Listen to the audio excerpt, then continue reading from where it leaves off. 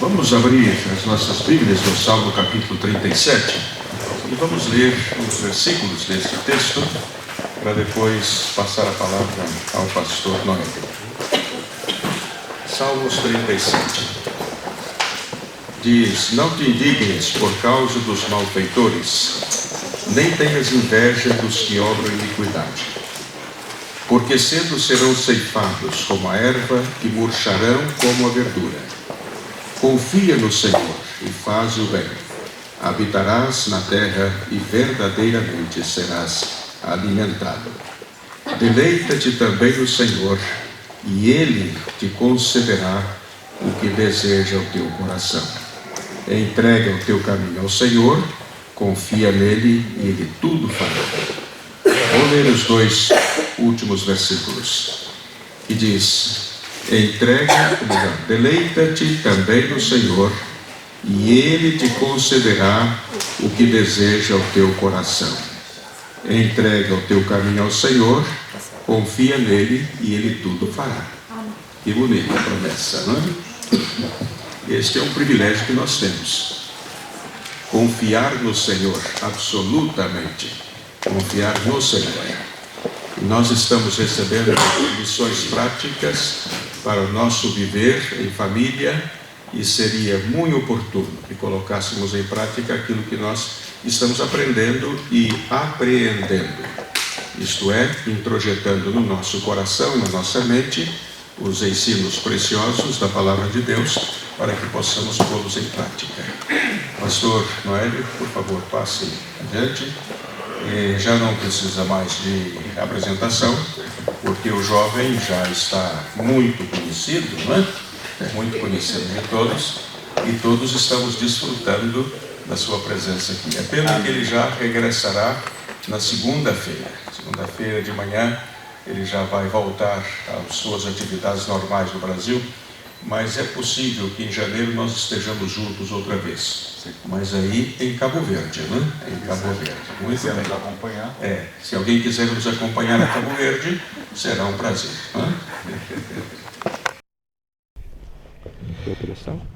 Não precisa.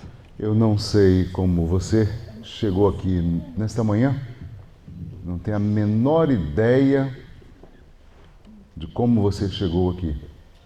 Mas antes de iniciarmos o estudo bíblico, eu gostaria de orar por você, com você, por você, para que o Senhor lhe dê a vitória que você está almejando e desejando. O pastor leu o Salmo 37, um dos salmos mais conhecidos da Bíblia e um dos meus favoritos. O versículo 5 diz: entrega o teu caminho ao Senhor. Qual é o teu caminho hoje? Certamente muita gente dos que aqui estão chegaram aqui com pensamentos turvados, preocupados, com ansiedade, preocupação, esperando, quem sabe, um tratamento, outros uma cirurgia, outros uma mudança no estilo de vida da família, outros mudanças de comportamento dentro de casa, outros ações que precisam ser melhoradas na família ou na sua vida pessoal. Certamente muita coisa tira o sono da gente. Mas o texto diz: entrega o teu caminho ao Senhor. Continua dizendo: confia nele.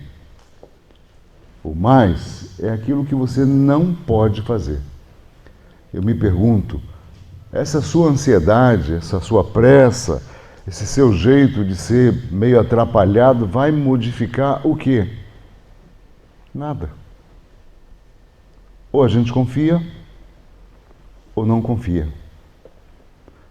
No território da fé não há muro, é sim ou não. Ou a gente confia, ou não confia. Mas nesta noite, nesta manhã, eu gostaria de convidar você, se tem uma necessidade especial na sua vida, libertação de um familiar, problema de saúde, trabalho, emprego, uma preocupação que está realmente mexendo com a sua estrutura. Se você tem essa necessidade de orar ao Senhor, fique em pé no seu lugar. Mas só fique em pé se você estiver precisando. Porque nós vamos orar nesse momento. E como o meu Deus é um Deus de detalhes, você nesse momento vai dizer a Deus e detalhar para Ele aquilo que está acontecendo com você. Ele gosta que a gente confesse. Então dê nome ao problema. Detalhe por detalhe. Fale.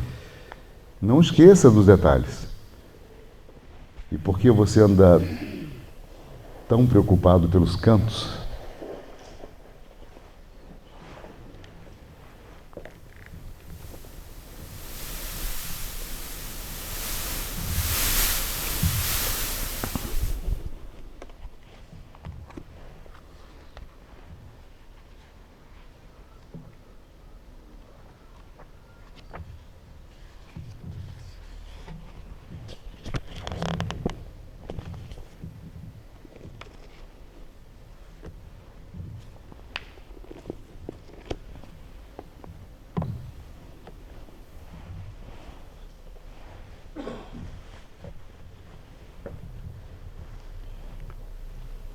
Deus, querido Pai, Senhor, amigo, Deus presente, onisciente, onipotente, Deus que conhece o coração e a vida de cada um, afinal, como diz o Salmo 139, foi o Senhor que nos formou e conhece os detalhes.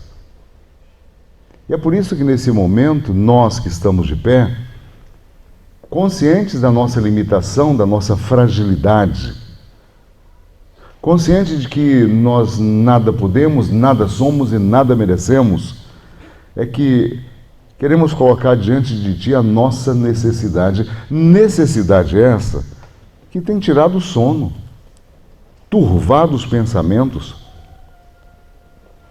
refletindo na nossa forma de andar, de agir, de falar, quem sabe gerando até um pouco de indelicadeza da nossa parte com os nossos irmãos. Sim, Senhor, tudo é reflexo. Quando a Bíblia diz que só precisamos entregar o Senhor. E nesse momento eu quero colocar diante do Senhor a vida dessas pessoas, desses amados irmãos e irmãs, queridos, que estão dizendo: Deus, vai lá em casa. Deus, olha para a minha vida. Deus, ajuda-me na minha necessidade, porque eu estou precisando tanto, Senhor.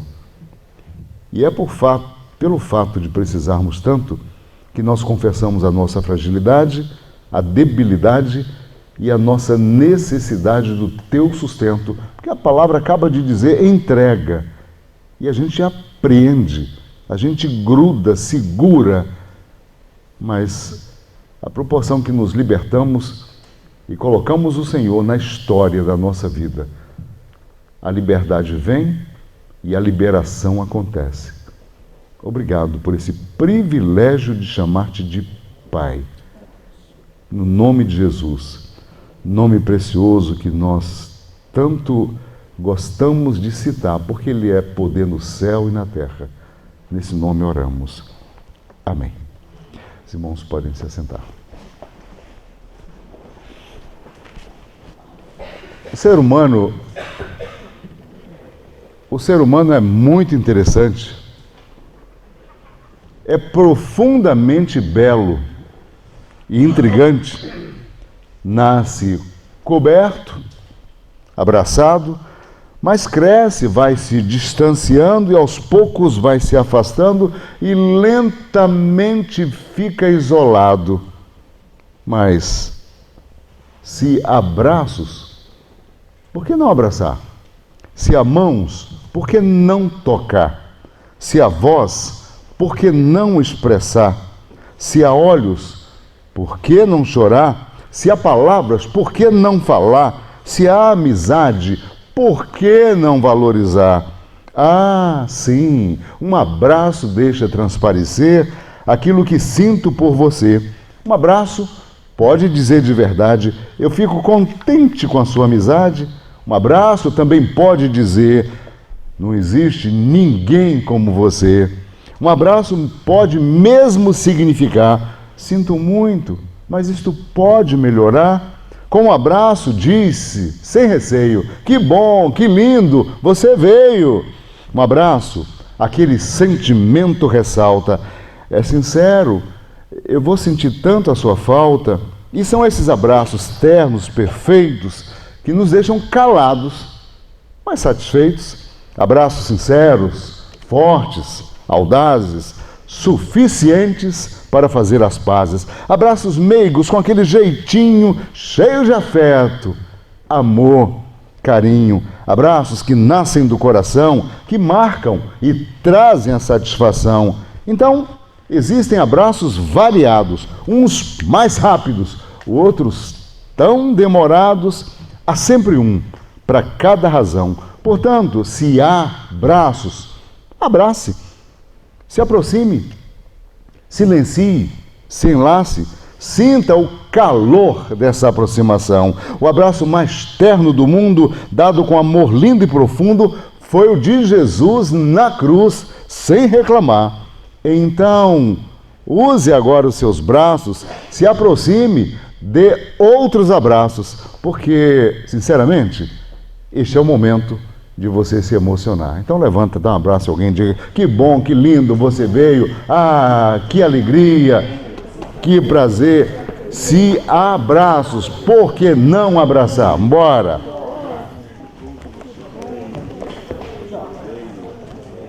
Um abraço, pastor. É um prazer conhecê-lo. Que abraço. Seja um missionário do abraço. Que Deus abençoe. Amém. Pastor Luciano, Deus te abençoe. Obrigado, querido.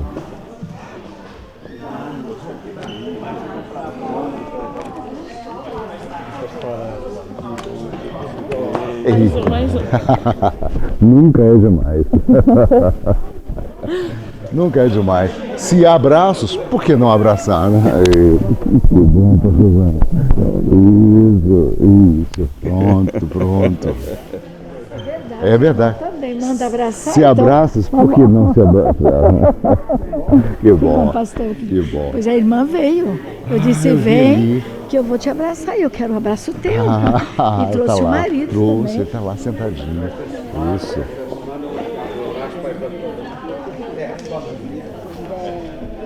Se há abraços, é para abraçar. Isso, que bom. Isso. Que bom, bom dia, alegria, que bom. Que bom. Isso. Então, isso. Uma fila aqui. Deus abençoe. Amém. São os mais velhos daqui da Sim, que bom. Que bom.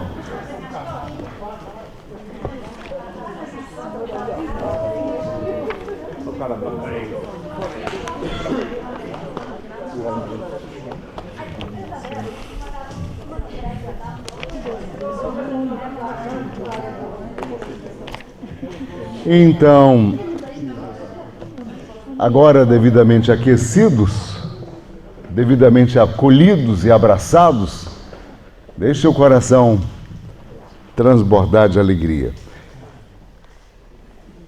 Deus, desde cedo, me deu a oportunidade, o dom de ser um poeta. E gosto de extravasar, de expressar meus sentimentos, aquilo que penso do Senhor, do reino, da vida, através dos textos. E entre os poemas que escrevi, há um que eu gosto demais porque reflete aquilo que foi um pouco da história da minha vida. Eu fui um estudante extremamente pobre. Eu sou filho de missionários da nossa junta de missões e aos 12 anos, o papai nos deixou. Não é que ele tenha abandonado a família, é que ele morreu subitamente. E eu fiquei com 12 anos de idade, 2 irmãs pequenas e a minha mãe viúva. E eu falei, meu Deus, e agora? E agora? Como superar essa situação? Mas aí vem a fé grandiosa, mais preciosa que o ouro, como disse o apóstolo Paulo, e que precisa ser testada e purificada. E aos poucos as coisas foram acontecendo, os cenários foram mudando, e nós que éramos muito pobres, uma casa extremamente pequena, fomos abençoados e as transformações começaram a acontecer. E muitos anos depois, eu pude estudar numa universidade muito cara no país, uma universidade de ponta, uma universidade onde pude fazer os meus cursos e fazer as minhas especializações. Detalhe, sem pagar um único centavo.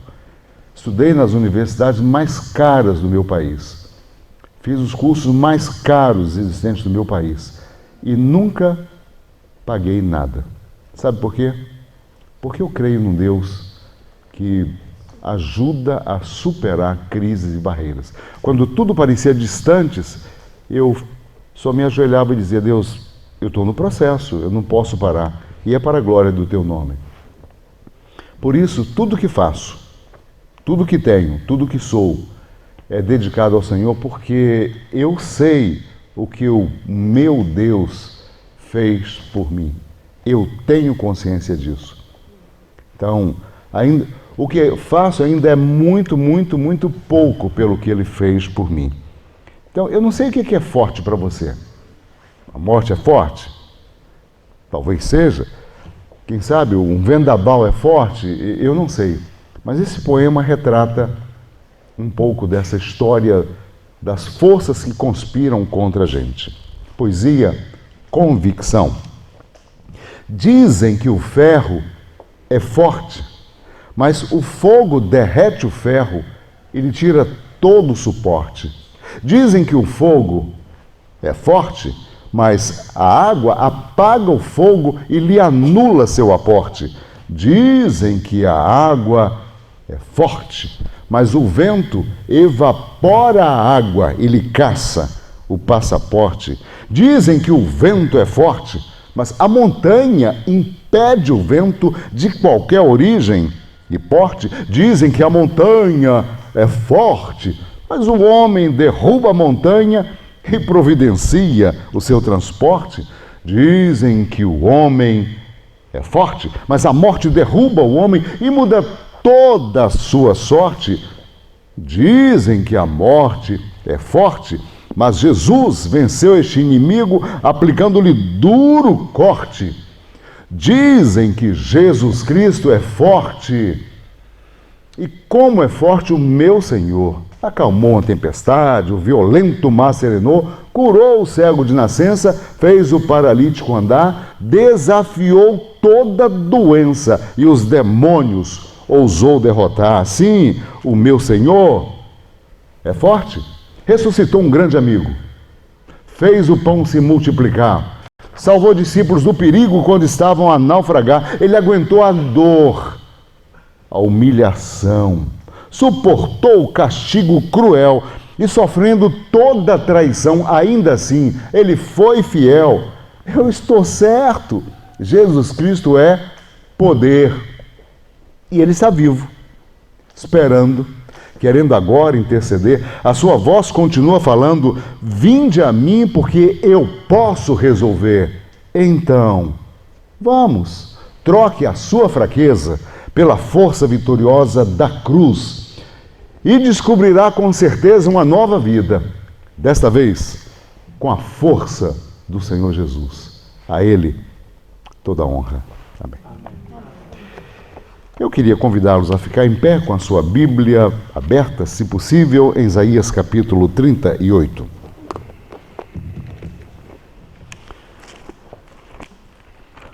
Profeta Isaías, capítulo 38, versos de 1 a 8.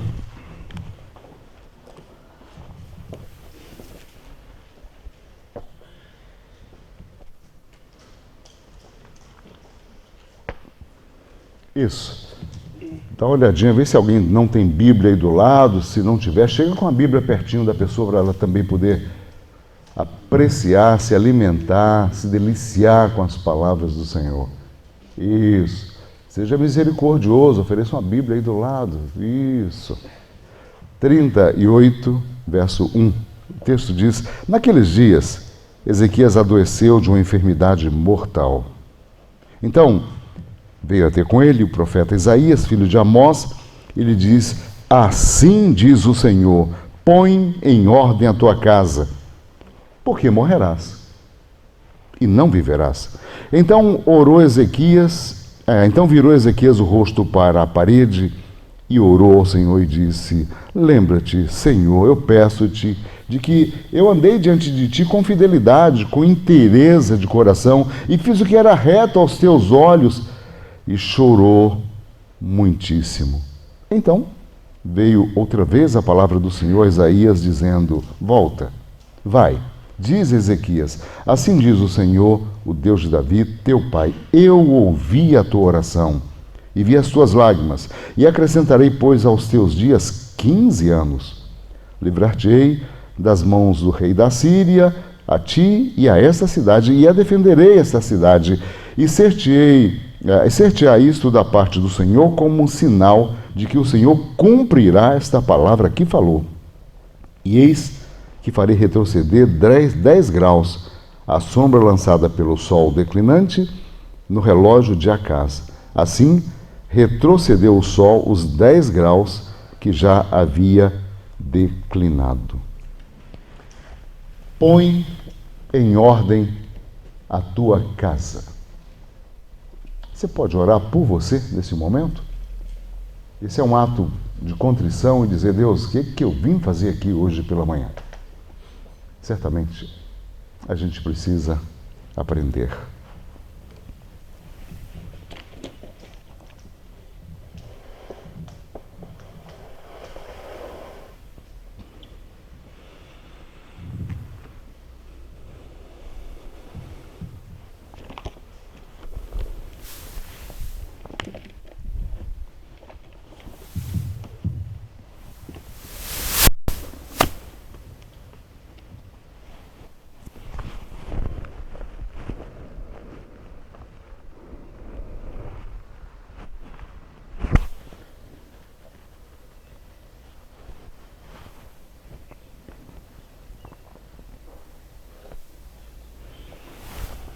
Senhor, esse silêncio é bastante significativo porque é indicativo de que uma voz se faz presente e que nós precisamos ouvi-la. E desta vez é a tua palavra.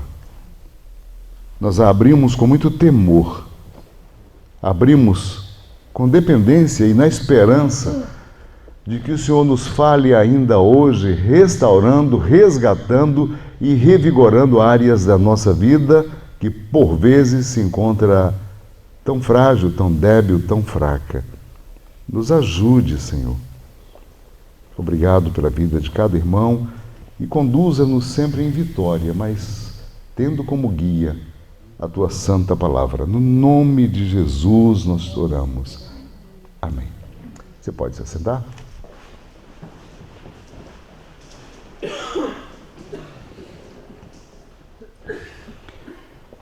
Há cerca de 15 dias, o telefone lá da minha casa tocou e era o gerente da minha conta de um banco lá do Rio de Janeiro.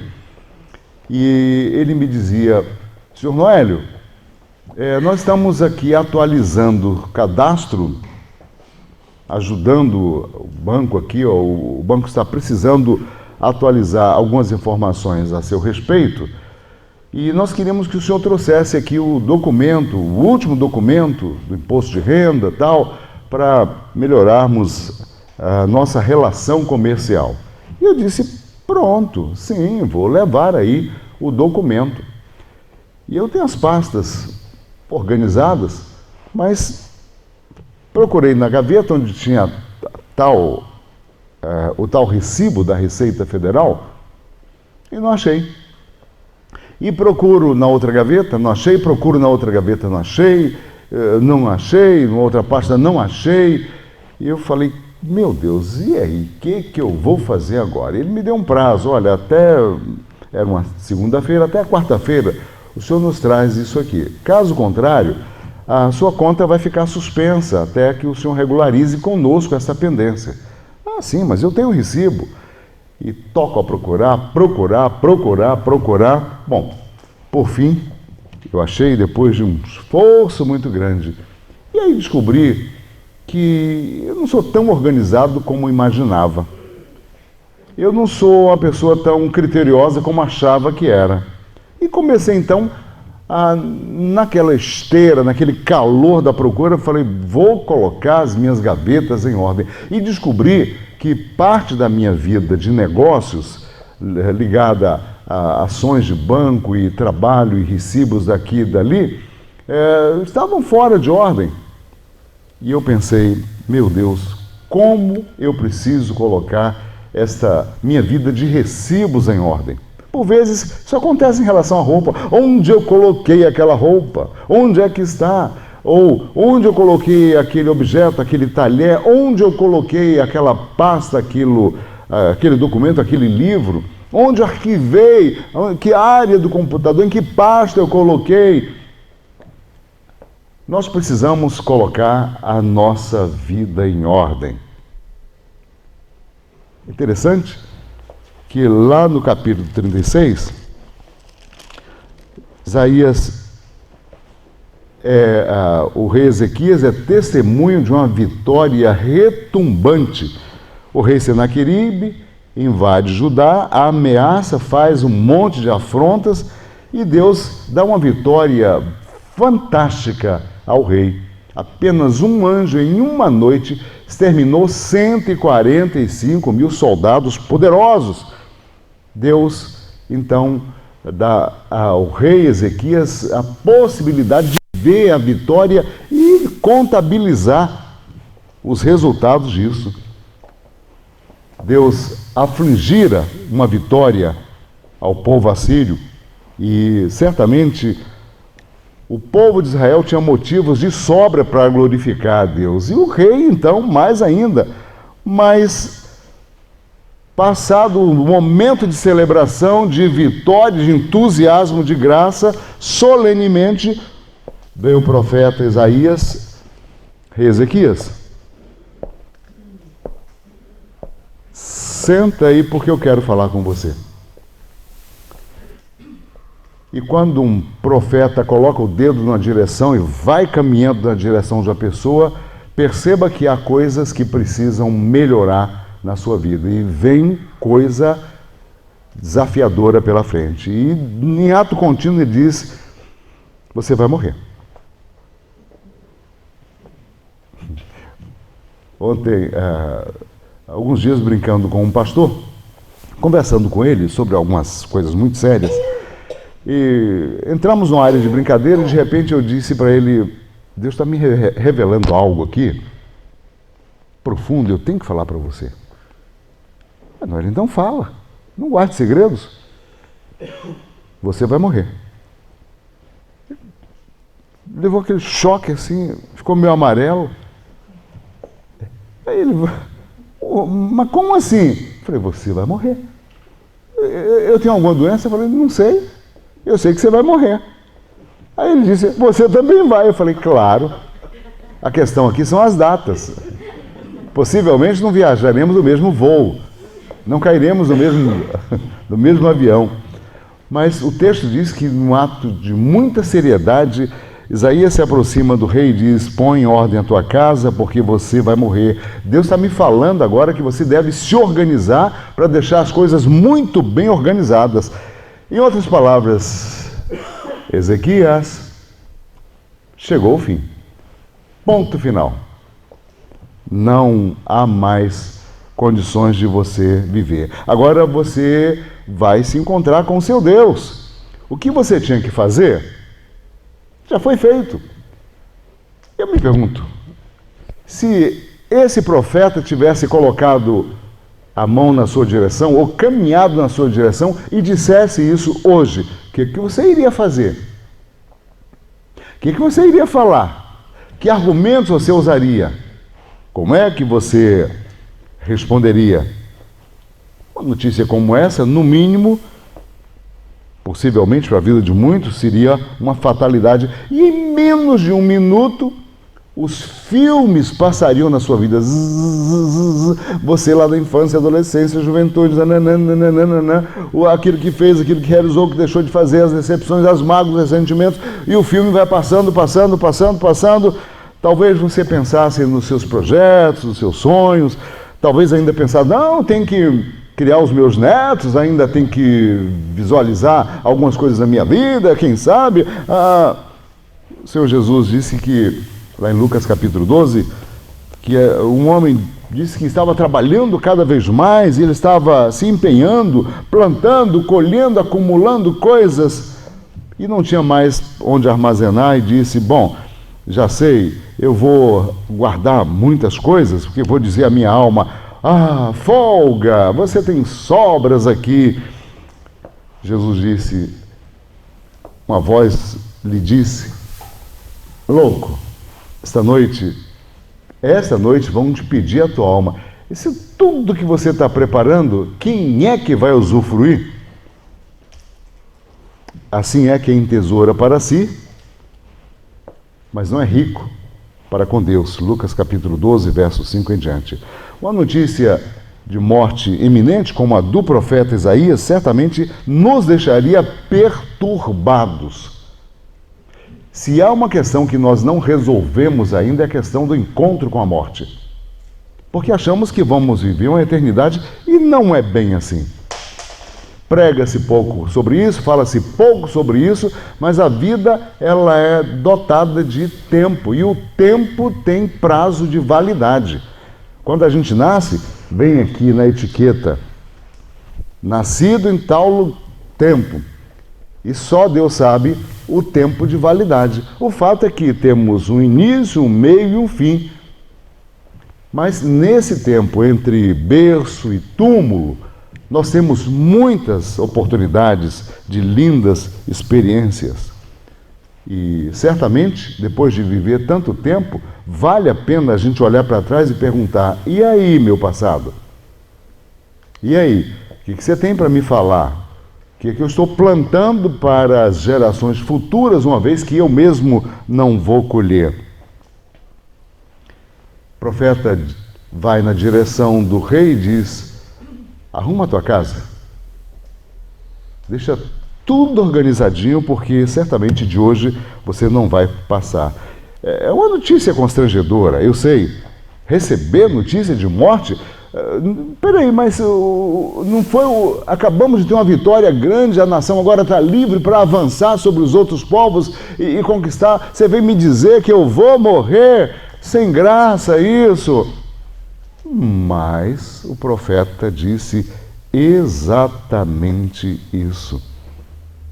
É como se dissesse, a tua casa está bagunçada demais e você precisa se organizar. Nós temos tido muito tempo de ajeitar as coisas da nossa vida antes do encontro com o Senhor. E essa palavra não é só para Isaías, é de Isaías para Ezequias, é para nós também. A nossa casa não é o cômodo, a porta, o armário, a gaveta de documentos. Colocar em ordem tem a ver com a nossa vida. E nesta manhã eu gostaria de conversar com você sobre algumas áreas da nossa vida que nós precisamos arrumar. Possivelmente estamos deixando passar boas oportunidades de reconstruir, de organizar, de metodizar, porque Deus tem uma grande preocupação para conosco. Simplesmente podia matar o rei e dizer, enterra. Mas ele teve a dignidade, o cuidado, o carinho de dizer, prepara, se organize, porque as coisas estão chegando aí e não são, certamente não vai ser muito agradável para você ouvir essa notícia. O que nós precisamos colocar em ordem? Estamos falando sobre famílias desde quarta-feira. Desafios, ações, omissões, comissões, mas o que está sobrando para a gente? Qual é o extrato de tudo isso? Qual é o nosso compromisso com Deus e com a sua igreja? O que precisamos colocar em ordem na nossa vida antes que o Senhor nos convoque e chame? Você não tem nenhuma garantia de que vai viver mais tempo do que o que tem agora. Nenhuma, zero de garantia. Entretanto, Deus é generoso, é bondoso, é miraculoso, que está acrescentando tempo ao seu tempo de vida, exatamente para você colocar em ordem a sua casa. E aqui as pessoas podem dizer, não, mas os mais idosos irão primeiro. Quem disse? Perdi um amigo na terça-feira, antes de vir para cá, estava enterrando um amigo com 47 anos, jovem, pastor, missionário, dinâmico, uma vida linda, produtiva. Caiu da moto, um carro veio na direção contrária, passou em cima do corpo dele. E aí, qual é a garantia que você tem? Nenhuma, mas existe algo que consola o nosso coração. É que Deus quer nos organizados para o encontro com Ele. Põe em ordem a tua casa. Em primeiro lugar, põe em ordem a sua comunhão com Deus. Cuidado com o comodismo. Cuidado com o ativismo. Cuidado com o esfriamento espiritual. Cuidado com a apostasia e com os ventos de doutrina que chegam e vão de uma maneira tão rápida. Nós precisamos ter uma visão correta de quem é Deus. O rei Ezequias, ele sim, tinha uma visão reta, ou uma visão correta de Deus. 2 Reis, capítulo 18, verso 3, diz que ele andava com fidelidade diante do Senhor. Diz também que ele andava com inteireza de coração, ele era todo de Deus. E a pergunta que a gente precisa fazer à luz da Bíblia é: será que a vida que estamos vivendo, a vida de comunhão, de adoração, não se passa só na igreja? Ou ela também está presente na casa, na rua, nos negócios, onde a gente está? Nós precisamos colocar a nossa vida de comunhão com Deus. E como é que a gente coloca a vida de comunhão com Deus? Através do boi. A vida de comunhão com Deus se dá através de um boi. Todo crente precisa ter um boi em casa. B de Bíblia. O de oração. I de igreja. Bíblia, oração, igreja. É um triângulo que se fecha na perfeição. Que adianta a Bíblia se não tem oração? Que adianta a Bíblia e oração se não tem igreja? Então, essa relação se fecha à proporção que a gente pratica um, integra com o outro e vai se desenvolvendo. Deus nos dá a Bíblia para que Ele fale conosco. Nos dá a oração, a oportunidade de orar para que falemos com Ele. E nos dá a igreja para a prática da comunhão. Portanto, seja um crente valoroso e rico, tenha um boi na sua vida. Paulo disse em 2 Coríntios 5,10: porque importa que todos nós compareçamos diante do tribunal de Cristo, para que cada um receba segundo o bem e o mal que tiver feito por meio da sua vida, das suas ações. Põe em ordem a sua comunhão. Segundo lugar, põe em ordem a sua família. Esta é uma responsabilidade nossa, de pais. E quando eu falo pais, estou falando de avós também, estou falando de família, estou falando da relação familiar, homem e mulher, os pais, os filhos, etc. São oportunidades ricas que nós temos de fazer da nossa família o nosso cenário missionário. Ora, a gente pensa em missões, mas a família não é missionária, parece que a coisa fica só no território da idealização. Então, a partir da casa, seja uma família missionária, mas os pais também não podem ser omissos daquilo que Deus colocou diante de si para fazer. O compromisso de olharmos os nossos filhos, os nossos, com a responsabilidade da palavra e a seriedade dela também. Felizmente, temos constatado são famílias completamente desorganizadas, onde cada um faz o que quer, onde não existem limites, onde não se ensina o que é certo, onde não há diálogo, onde não há conversa, conforme comentamos ontem. Nós precisamos de regras, limites e precisamos de projetos de ordem familiar. Quando Deus nos coloca uma família, ou nos coloca na família, é para sermos bênçãos e para abençoarmos uns aos outros. Isso não é responsabilidade de uma pessoa, porque ele é pai, porque ela é mãe, ela tem que ter a responsabilidade. Não. A responsabilidade é de todas. Deus tem uma obra maravilhosa para fazer em nossas vidas, em nossas famílias. E para que isso aconteça, Ele está ensinando. Coloca em ordem a tua casa, / a sua família. Com as redes sociais também chegaram as impurezas, disfarçadas em piadinhas, em vídeos, em comentários, em piadas grotescas, e a gente vai batendo palmas e vai deixando aquilo entrar, e o lixo vai se acumulando, acumulando, acumulando. Nós precisamos lembrar que as más companhias corrompem os bons costumes. Ah, pastor, mas eu não ando em más companhia. Será? Dá uma olhadinha na quantidade de informações que você recebeu. Olha a quantidade de companhias que você tem 24 horas com você. Não está fisicamente, mas está virtualmente com você.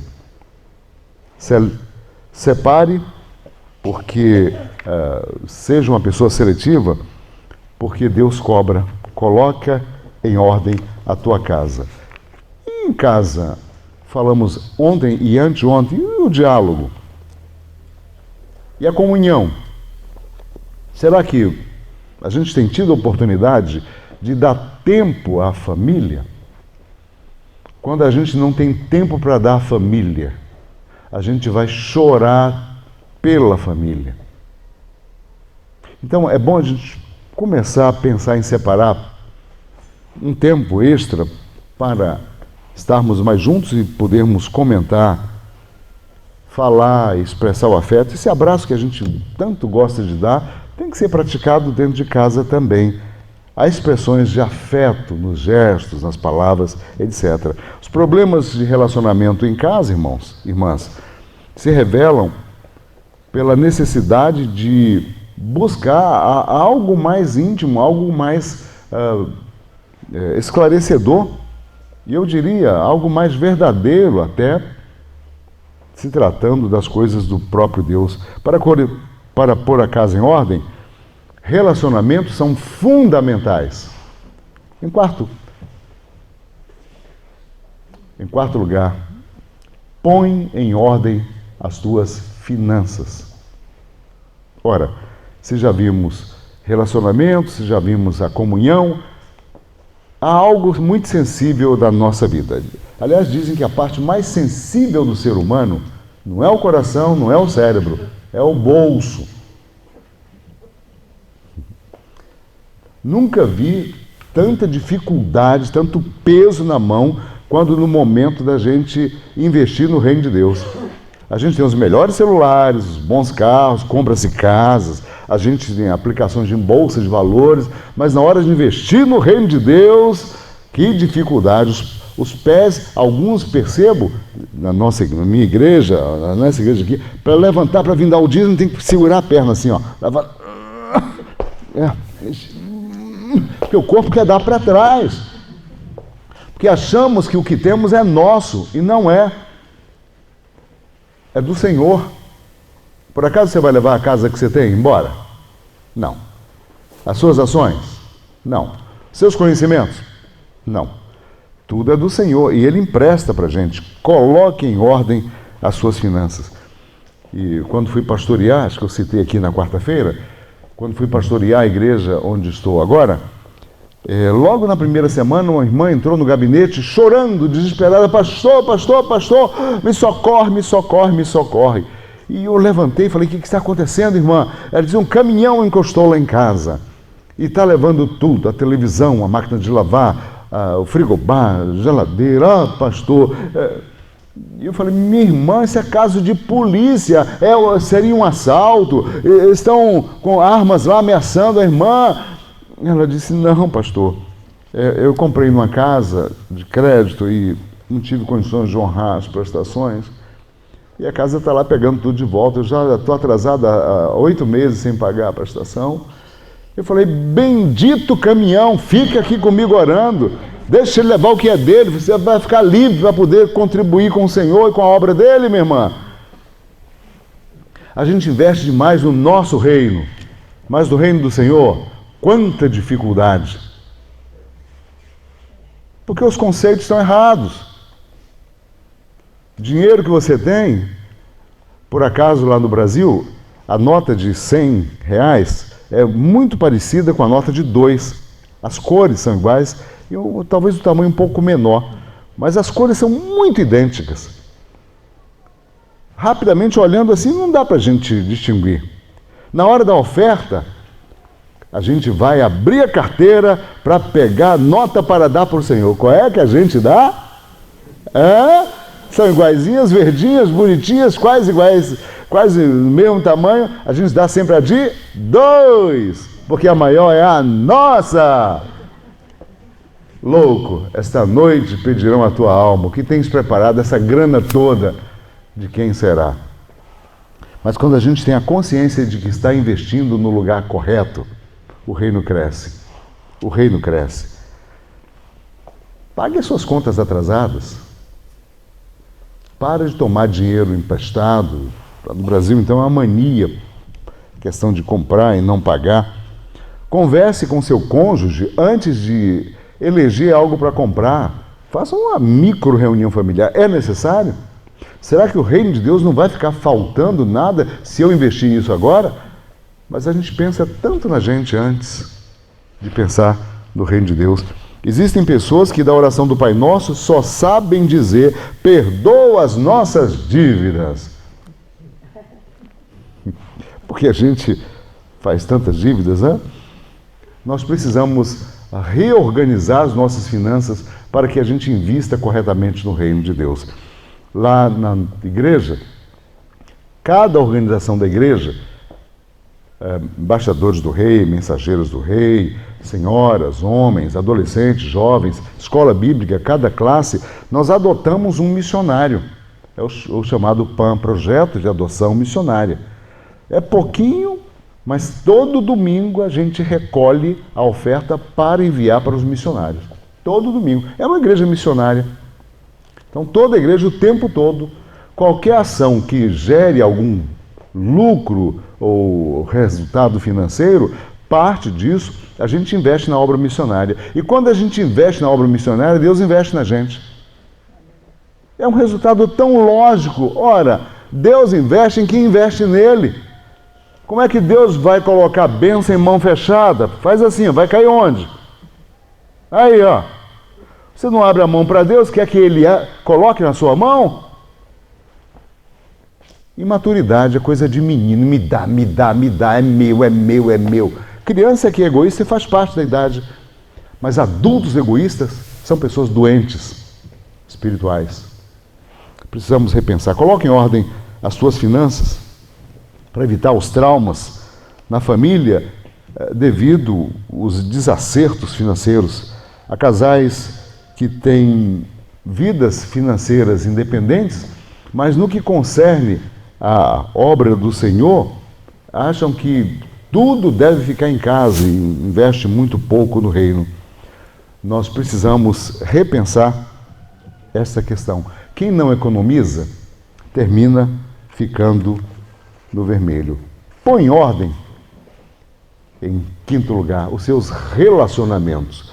Irmãos, aqui nós temos uma área também muito sensível na vida nossa pessoal e na vida da igreja. Põe em ordem os seus relacionamentos pessoais, familiares e da igreja. Nós temos uma prática lá na igreja que é muito salutar. Chama-se Encontro das Panelas. Uma vez por mês, nós temos um almoço na nossa igreja. É um almoço comunitário. E eu aconselho as irmãs, já no sábado, botar cadeado no fogão, para não abrir. Não faz nada, aliás, no domingo. No sábado ele trabalha, no domingo bota o cadeado, para que o que a gente vai comer em casa, a gente leva para a igreja no domingo. Ó, pessoas que trazem arroz, a gente coloca numa panela maior, todo mundo que traz arroz, bota o arroz ali, a carne ali, o macarrão ali, a salada ali e tal, e estamos aumentando as panelas lá. Todo mundo almoça na igreja. E todo mundo que almoça na igreja dá uma oferta para a igreja. O mínimo que puder dar, o máximo que puder dar, não é obrigatório, mas eu tenho dito, não pegue carona na generosidade do coração do outro. Por que você tem que comer aquilo que o outro trouxe se você não faz o seu esforço, a sua contrapartida? Mas esse é um tempo em que a gente precisa aprender a lidar em equipe, não é só trazer as panelas, e quem vai cuidar? Cadê a equipe? A equipe da limpeza, lavar as panelas, servir, recolher, varrer. Temos que ter a igreja de todos participam e todos devem dar sua colaboração. Por que um grupo pequeno tem que ser penalizado? Põe em ordem a sua comunhão, seus relacionamentos e as suas ações em grupo. Mas há um outro projeto que a gente usa muito lá e dá super certo, chama-se Encontro nas Casas. Ah, como é que é isso, pastor? É assim, eu convido você, pastor Elton, quer almoçar comigo na minha casa domingo que vem? A irmã Miriam? Aí eles dizem sim, ela quer. E eu pergunto, é tudo assim, ato contínuo. O que a irmã gosta de comer, irmã Miriam? Aí a irmã Miriam fala, eu gosto de lasanha. De quê? Ela gosta de couve. Aí eu digo, então leva, porque na minha casa não tem essa couve. Eu gosto de carne assada. Então leva. Quantas crianças tem na sua casa? São 4 ou 5. Então meio quilo para cada uma, para sobrar para a gente também. Eu já vou dar o arroz, a farofa, o molho, a salada, os sumos. Eu ainda tenho que dar carne para você para atender o seu... seu capricho? Não. E assim a gente vai, e acabou essa história de por que eu tenho que financiar tudo se vamos comer na mesma casa? Não é justo. Ou você acha que é? Quer almoçar comigo? O que você gosta de comer? Eu gosto de comer um peixe desse tamanho. Então leva um pouquinho maior, porque eu também gosto. Não é? Uma carne assada. E aí você deixa o outro viajar. Viaja. E aí, só isso? Não tem mais não. Porque é você que vai se beneficiar também. Relacionamentos também se constroem em torno das panelas, das mesas, dos fogões. E nós precisamos disso na igreja, porque em Jerusalém, Atos capítulo 6, tinha o ato de comunhão todos os dias no templo. Lá havia uma necessidade naquele momento. Na igreja é estratégico. É uma forma da gente ficar mais junto, pensar mais junto, sonhar mais junto, realizar mais juntos. Põe em ordem os seus relacionamentos, a sua comunhão em casa, na igreja e com seus amigos. Em sexto lugar, põe em ordem o seu tempo. Bom, a vida é feita de tempo. Se você perde tempo, você perde vida. E há muita gente colocando a vida no ralo, porque não está sabendo usá-la bem. Não está sabendo aproveitá-la bem. Por vezes, ligados a jogos, a vícios, a bebidas, etc. E a vida vai passando, e ele olha para trás e diz, meu Deus, olha... Bom, é tempo que não se recupera. Não se recupera tempo. Se a vida é feita de tempo, então comece a pensar, por exemplo, nas leituras. Saia mais cedo do Facebook, saia mais cedo do celular, saia mais cedo das redes sociais. Aproveite o tempo. Não tenho tempo nem para ler. Mas tem 4 horas para ficar navegando nas redes? Tem algo desajustado nisso aí, você não acha? Como disse ontem, anteontem, eu não tenho nada contra as redes sociais, uso-as, e muito bem, Mas eu tenho o meu tempo para escrever, para lazer, para conversar com a família, para me cuidar, para os meus exames, para as minhas caminhadas, para fazer aquilo que eu acho que é interessante para a minha vida, para o reino e para a igreja do Senhor Jesus. Coloque em ordem o seu tempo. Substitua o tempo desnecessário, coisas que você acha que não é interessante, por coisas agradáveis e edificantes. Arranje tempo para o lazer. Uma vez por semana, não sei, você escolhe o tempo, mas é muito bom sair para não fazer nada. Eu gosto muito de andar em shoppings. Nós temos muitos bons shoppings lá no Rio de Janeiro, mas eu tenho estratégia. Nos shoppings perto da minha casa, eu vou sem cartão de crédito, sem um talão de cheque e só com o dinheiro do estacionamento. Porque eu entro nas lojas e olha que pego, olha a etiqueta, boto assim, coisa linda, vem um vendedor, o senhor leva, vai ser parcelado em 10 vezes, sem juro, pode levar. Eu digo, mas eu não tenho dinheiro, e não tenho mesmo, eu não levei de propósito. Se você leva o cartão, você está dizendo, eu vou me endividar. Então, lazer necessariamente não requer dinheiro, requer desejo de se cuidar. 7º lugar, põe em ordem a tua saúde. Atenção, homens acima de 45, 50 anos, faça exames de próstata. É o 2º câncer que mais mata. Mulheres, preventivos de câncer de mama, que hoje é o câncer que mais mata as mulheres. Ah, mas é tão difícil, é caro. Bom, e a morte é barato? Não é, é mais caro. Há pessoas que não sabem qual é a taxa de glicemia, o açúcar no sangue hoje. De repente o diabetes chega e ela nem percebe. Há pessoas que não sabem que o colesterol, que é a gordura de origem animal, vai obstruindo as artérias. Vai chegando um momento em que as coronárias, que é o afinamento das artérias, o local onde elas afinam mais, ficam obstruídas. Aí tem que fazer cateterismo, tem que fazer uma cardioplastia, e tudo de emergência. Por conta de descuido. Pare de comer gordura. Pare de comer carnes gordurosas, carnes vermelhas. Bom, é por uma questão de saúde. Eu estou falando, e falo de cadeira, falo com autoridade porque recebo doentes com muitas dores e por vezes o problema não está nem nas articulações. A questão toda está no sistema alimentar dela. E precisa cuidar disso.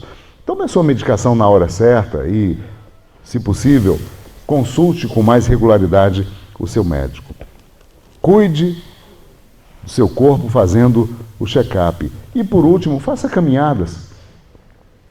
É bom cuidar do corpo. É bom cuidar desse templo.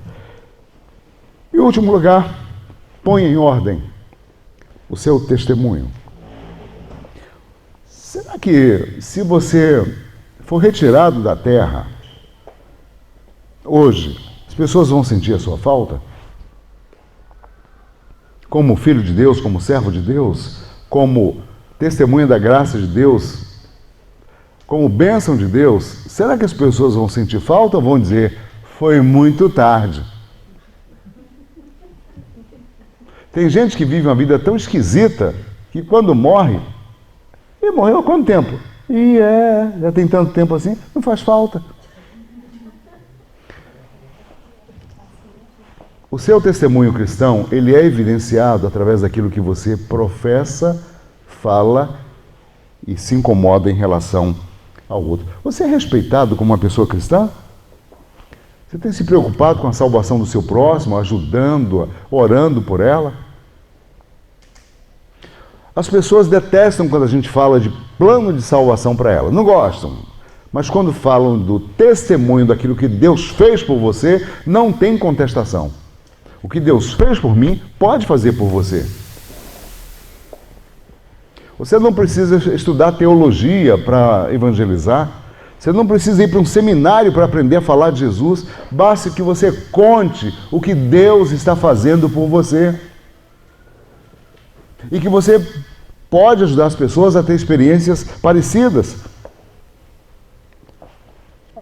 Quando Jesus disse em Mateus 22, 37, 37, amarás o teu próximo como a ti mesmo, ele está dizendo o seguinte, aquilo que eu tenho de melhor, eu quero para você também. Irmãos, você vai morrer. Mas você não está preocupado com a morte do outro? Que você está salvo, a Bíblia garante. Mas e o outro? Aquela pessoa que está com você, do seu lado. E aí, como é que vai ser a eternidade dessa gente? Não incomoda isso? Quando eu olho para o rei Ezequias, penso na reação dele, eu imagino o impacto que isso teve sobre a sua vida. É preciso colocar a nossa casa em ordem. Mas o texto diz que ele se voltou para o Senhor e orou. É a graça, a misericórdia e a oportunidade que Deus está nos dando. Então, irmãos, a palavra de Isaías está mais contextualizada do que nunca. Põe em ordem a tua casa, porque você não tem controle sobre o futuro. Certamente morrerás e não viverás. Quer mais tempo? Peça a Deus, mas diga, é para a tua glória, Senhor. É para a tua honra, Senhor. Não é para me regalar, desfrutar, enriquecer. Arrependimento, clamor e súplica. Foi exatamente o que Ezequias fez. E essa deve ser também a nossa prática diária, para que Deus acrescente anos à nossa vida. Mas a pergunta é, para quê? Se é para a glória do nome dele, sim, ele vai conceder. Se não é, ele não vai conceder. Põe em ordem a tua casa. Que possamos nos preocupar com essa questão e nos alegrar sabendo que Deus está incomodando com essa organização em nossa vida. Como está a sua vida? Como está a sua casa? Como está o seu tempo? Que essa palavra põe em ordem a sua casa, ecoe por muito, muito, muito tempo na sua memória. Porque certamente morrerás e não viverás. Mas enquanto temos vida, façamos o bem a todos. Podemos orar? Deus, a tua palavra em nós, ela gera muito impacto. Mas ela é a tua palavra. E precisamos nos pautar por esta palavra, porque ela traz vida e vida plena. Muito obrigado pelas advertências sérias que o Senhor envia através desse livro santo da voz dos teus profetas que escreveram, registraram aquilo que o Senhor tem para conosco em termos de preocupação e cuidado. Obrigado pelo teu zelo. Obrigado pela palavra. Obrigado, somos muito gratos por esse carinho também representado nessa advertência. Põe em ordem a tua casa. Sim, Senhor. Vamos colocar em ordem, sim, porque queremos servir ao Senhor com integridade. Obrigado, porque podemos confiar e esperar aquilo que o Senhor concedeu também a Ezequias. Mais tempo para arrumarmos a casa, mas para servirmos ao Senhor com integridade. Em nome de Jesus e para a glória desse nome nós oramos. Amém. Tem uma palavra de gratidão ao Claudião, nossos longos telefonemas, né, Cláudio? Essas longas conversas, pastor Elton, amigo, irmã Miriam, casal que eu os adotei como meus parceiros ministeriais, meus missionários, meus mentores em missões. Gente que porque eu tenho muito carinho, cuidado. Quando o pastor Elton conversa comigo e faz o desafio, para mim nem é mais convite, é convocação. E convocação a gente não tem opção, é igual no serviço militar. A gente só diz, deixa eu me preparar, arrumar as tralhas para poder seguir. Muito obrigado, igreja, muito obrigado vocês todos que nesse tempo eu pude servir e faço isso com interesse de coração, com carinho, com dedicação, porque a minha missão é curar nos dois sentidos, né? A área física e a área espiritual, conforme a palavra do Senhor me exorta. Quero agradecer à igreja a preocupação, o cuidado, os cafés, os muitos encontros aqui. E eu não pude conhecer Taipas, não me deram chance, né? Não pude. Mas pude conhecer muitos moradores de Taipas, cheios de dores, e que agora estão com as dores amenizadas. Turismo depois a gente faz, mas nem sempre a gente tem a oportunidade de ajustar e ajudar vidas. Minha missão é essa. Quando fui a Sevilha pela primeira vez, trabalhei tanto lá, e uma senhora me perguntou, mas você não vai fazer turismo? Eu falei, mas para quê? A paisagem está aí, as pessoas não, né? Então, cuidar de vidas, esta é a minha missão. Meu carinho, meu abraço, meu desejo de estar de volta, porque certamente esta será uma igreja parceira. E em outubro do ano que vem, independente de poder voltar antes, estaremos com uma cruzada evangelística missionária aqui na igreja, com os 4 seminaristas da minha igreja. Já tem até hospedagem, né? Aí, olha lá. Isso. Ganhamos a hospedagem. Ainda não ganhamos a alimentação, mas aí você pode conversar com o Cláudio depois, para dizer o que eles gostam de comer, e eles não podem trazer do Brasil, tá?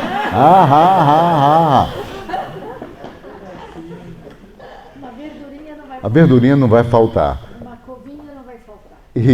E o tempo que a gente tem para treinar os irmãos sobre o evangelismo pessoal. Eles são muito bons nisso, Deus tem me dado a graça de treiná-los, ajudá-los e ajustá-los.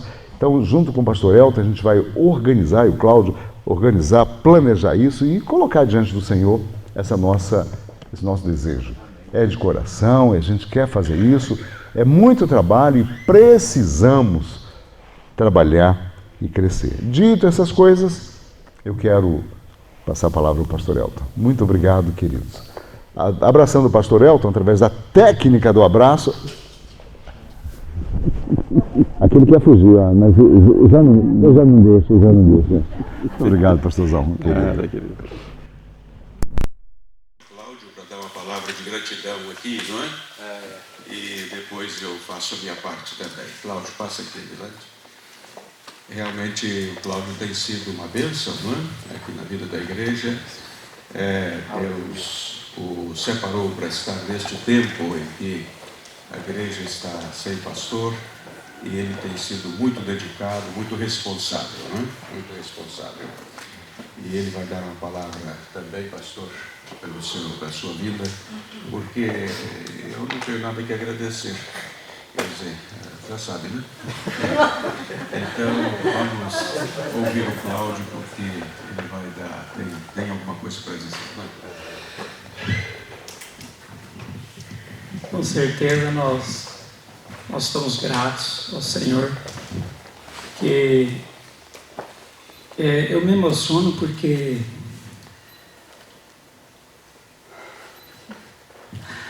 Quando a gente não chora para fora, chora para dentro, aí adoece.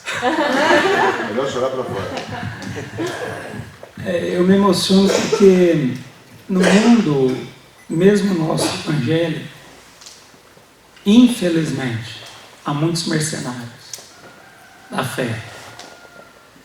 E eu tenho aprendido a amar o pastor Elton. Respeito eu tenho por testemunho, por frutos. O pastor Elton não precisa falar nada, ele tem frutos. A Bíblia diz, pelos frutos conhecereis. É só olhar para a vida desse homem. Ele não precisa falar nada. E ainda ontem me perguntaram acerca de um assunto, e eu tive a compartilhar, pastor Elton, se o senhor dá liberdade. Nós, na saída para Viseu, nós estávamos em conversa, tirando o tempo que ele estava a dormir, os 3, e eu a conduzir.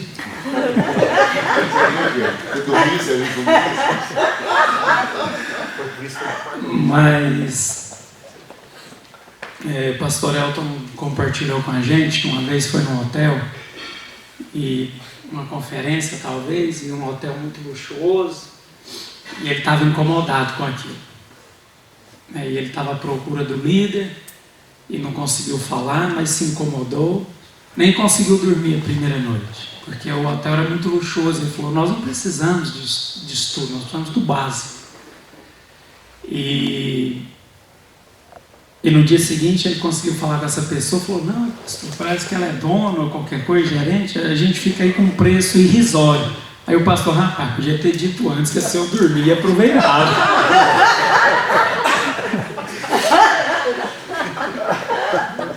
Mas, irmãos, onde eu quero chegar com essa história? O que eu vejo nesse homem é temor de Deus. Temor de Deus. Temor no que Deus coloca na mão dele, a maneira como ele gera os recursos que vai parar na mão dele. Tenho visto isso na vida do pastor Noélio. Temor de Deus, desejo ardente em servir o Senhor. Irmãos, nós estamos aí com uns projetos assim um bocado maluco. Eu, o pastor Elton e o pastor Noélio. Aleluia. E eu creio que está nascendo no coração de Deus, e no tempo oportuno nós vamos compartilhar com a igreja. E eu não tenho palavras para agradecer ao pastor Noélio Duarte, ao pastor Elton, o que foi essa semana aqui nas Tapas. Obrigado. A irmã Miriam está sempre a falar, muito trabalho, mas, irmãos, não há recompensa. A questão do servir na obra de Deus, como o pastor Noélio, pastor Elton, servir pessoas. Quero agradecer também o apoio do pastor Luciano. O pastor Luciano tem sido um amigo também, fiel. E ele tem estado conosco também. Eu não poderia deixar de agradecer ao pastor Luciano por todo esse apoio que ele tem dado a nós. Porque em dias de festas também é muito fácil, né? Mas o pastor tem comida e o arroz com feijão, como se diz, todos os sábados com a gente. Que Deus abençoe grandemente a sua vida, pastor Luciano, pastor Noélio Duarte, pastor Elton Rangel. Agradeço também a Igreja das Taipas, que corresponde bem a tudo que a gente desafia. A igreja corresponde muito bem. E eu sei que nós passamos aí alguns momentos complicados, mas eu creio que está chegando a hora de colher. Eu falava isso aqui para algumas pessoas. São momentos que nós não entendemos, mas são momentos que Deus nos proporciona para um propósito. Mas eu creio que está chegando o tempo da colheita. Eu creio no meu coração. Deus tem feito parcerias com homens de Deus, homens tementes ao Senhor. E Deus vai nos honrar. Deus vai nos honrar, porque Deus conhece os nossos corações. Amém? Amém. Vou agradecer ao Senhor, a vida do pastor El, pastor Noélio, Pai, em nome de Jesus. Nós somos te gratos, Senhor, por tudo que o Senhor é, por tudo que o Senhor tem feito, por tudo que o Senhor ainda vai fazer. E, Senhor, continua colocando o temor e o tremor nos nossos corações. E, Pai, nunca permita que essa alegria em servir pessoas, servir o Teu reino, se aparte dos nossos corações. É o que eu oro, agradecido no nome santo de Jesus. Amém. Mas eu tenho que contar essa historinha. Um homem estava pescando e ele jogava a linha e vinha os peixinhos desse tamanhozinho. Ele fazia uma festa danada e tirava um anzol com carinho e botava o peixinho num local de isopor, um cesto de isopor, uma caixa de isopor. Jogava a linha novamente, o anzol, aí vinham os peixes grandes assim. Ele media em palma assim e dizia, oh, tirava o anzol e devolvia o peixe para o mar. Fez isso uma vez, 2 vezes, 3 vezes, 4 vezes, até que um outro pescador que estava do lado olhando falou, opa, peraí, não estou a entender. Os peixes pequenininhos você coloca no isopor, faz festa, fica tão emocionado. O grande você mede, joga para o mar. Me explica, você é maluco? O peixe grande é que vai dar uma refeição boa, o pequenininho você está jogando, aproveitando, e o outro não. Ele disse, tu me conheces? Não. Já foste à minha casa? Também não. Porque disse o pescador dos peixes pequenininhos, se tu fosse à minha casa, tu ias perceber que as minhas frigideiras são todas desse tamanhozinhos assim. Ou a gente aumenta a frigideira com a nossa visão, ou vamos continuar pescando peixe miúdo e fazendo festinha. alarga a visão. Estou dizendo isso porque passei hoje pela manhã, vi um prédio à venda lá no centro da cidade. Falei, Cláudio, aqui vai ser o local da igreja. Ele falou, estou orando por isso, pastor. Eu falei, são 2. Se vai custar 100, 200, 300, 400 mil euros, eu não sei. Mas o dinheiro não é nosso. A Bíblia diz que Deus é o dono do ouro e da prata. A questão é a sua fidelidade, é o seu coração. Se você está interessado em ver o reino crescer, vamos comprar frigideira grande? Bora! Está na hora. Deus abençoe. Pastor Noélio, muito obrigado outra vez pela sua presença. E já o temos contratado já para o próximo mês de outubro, né? Já está contratado, já vamos fazer o documento para ele firmar, porque se ele não vier, então ele vai pagar uma multa.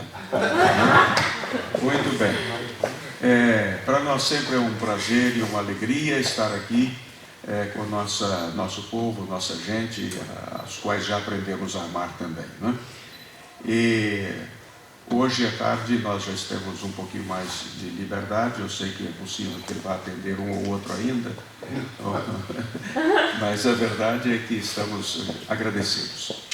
E penso que a nossa igreja também vai fazer alguma coisa, deve fazer alguma coisa para que ele possa também estar mais tranquilo. Eu sei que ele não tem nenhum interesse econômico, absolutamente, e eu o conheço bem, mas eu acho que é da nossa parte, o nosso dever, aportar uma oferenda para ele também, para que possa suavizar. Ele tem recursos, tem tudo, mas eu acho que devemos fazer isso. Então, como igreja, nós vamos fazer a nossa parte também, pastor.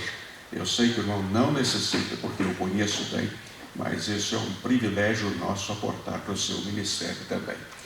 A igreja, nossa igreja precisa ir aprendendo a ter uma visão mais ampla da inversão no reino e nas pessoas que o Deus instrumentaliza para a nossa vida, crescimento nosso.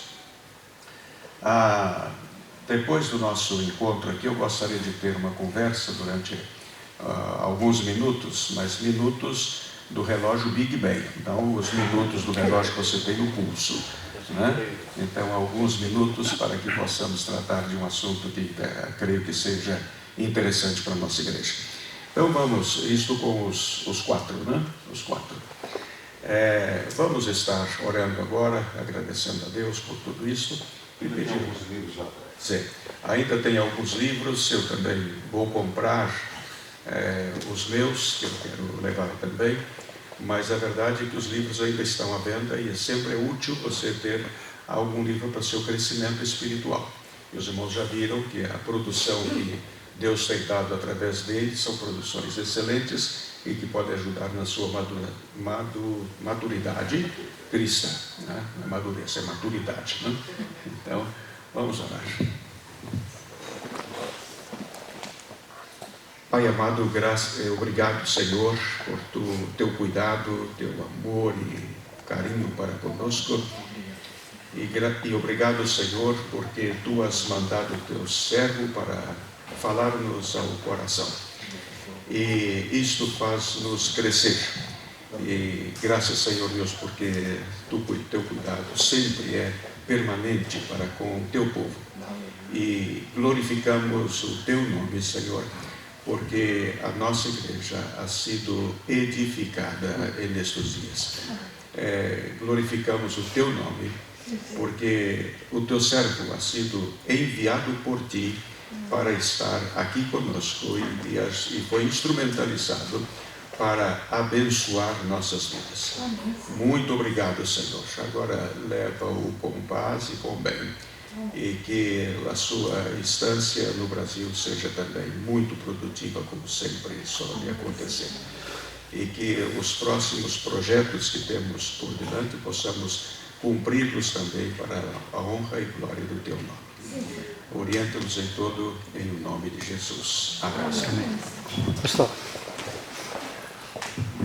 Meus amados, eu não queria perder essa oportunidade de principalmente agradecer ao Senhor por aquilo que Deus está a fazer no meio do povo daqui das Taipas. Eu quero agradecer ao Senhor por me ter dado essa oportunidade de participar e ajudar com aquilo que eu posso, não, ao andar da igreja, ao crescimento da igreja daqui das Taipas. Eu agradeço ao Senhor por me ter dado a oportunidade de conhecer melhor o pastor Elton e também o pastor Noélio. Agradeço ao Senhor por me ajudar a entender o valor da família, não só a família que Deus me tem dado, a esposa, os filhos, mas a família que é a igreja do Senhor. Vocês são os meus irmãos mais velhos. E nós sempre temos de aprender uns dos outros. Obrigado, meus amados. Que Deus abençoe a cada um de vocês. Meus amados, eu não sei como é que tudo isso ia acontecer se o Cláudio não fosse desempregado. Vocês já pensaram nisso? Vocês já pensaram nisso? Deus tem um propósito na vida das pessoas e na vida da igreja. Com certeza seu irmão Cláudio trabalhava, não tinha tempo para andar com vocês. Meus amados, tudo tem um propósito na vida das pessoas. Pensam nisso. E o irmão Cláudio, quando eu estava a falar com ele estava a dizer, eu estou a orar para que Deus faça o seu propósito, o seu plano na minha vida. E ficou desempregado nessa altura, para que Deus possa abençoar este povo. Meus amados, Deus é um Deus que faz milagres. Nós não entendemos quando acontece alguma coisa, mas é o propósito de Deus. Irmão Cláudio, que Deus abençoe e que Deus o continue a usar para a bênção deste povo. Em nome de Jesus. Amém. Obrigado, pastor Luciano, por sua palavra, pero o que passa é que ele vai está desempregado e graças a Deus por isto. Mas nós, a direção da igreja, já vamos dar-lhe um apoio para que ele possa ter tempo e dedicação enquanto não encontrar o seu trabalho. E Deus vai abençoar a nossa igreja por isso. Nós temos que aprender a investir naqueles que Deus aparta. E é assim mesmo que se faz. A nossa direção já tomou já conversamos sobre isso. Não deixaremos desamparado, porque ele tem levado a carga praticamente sozinho, né, da igreja. E por isso nós não vamos deixá-lo sem. Né? Então, essa decisão já conversamos internamente e a igreja já está sabendo agora. E isto para nós é uma bênção, um privilégio poder investir nas vidas daqueles que Deus apartou para cuidar do seu rebanho. Né? Isso tem sido na nossa vida sempre assim. Então vamos louvar ao Senhor nesse momento. Nós podemos ir bem. Obrigado, pastor.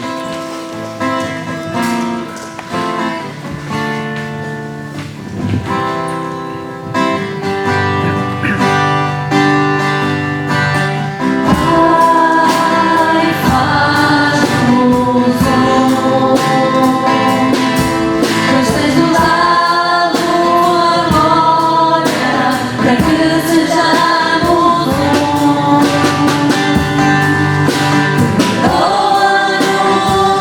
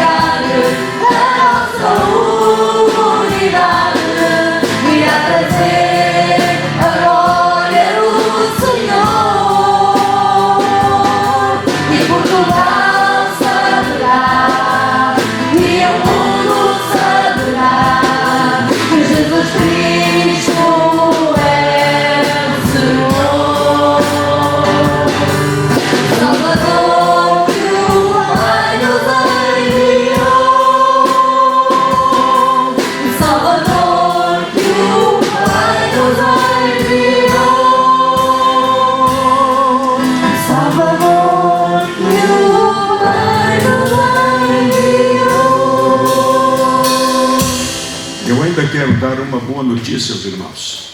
O Cláudio já está matriculado no Seminário Teológico Batista do Norte do Brasil. Ele já é aluno do seminário. Fizemos a matrícula dele este fim de semana. Ou melhor, quando foi, Cláudio?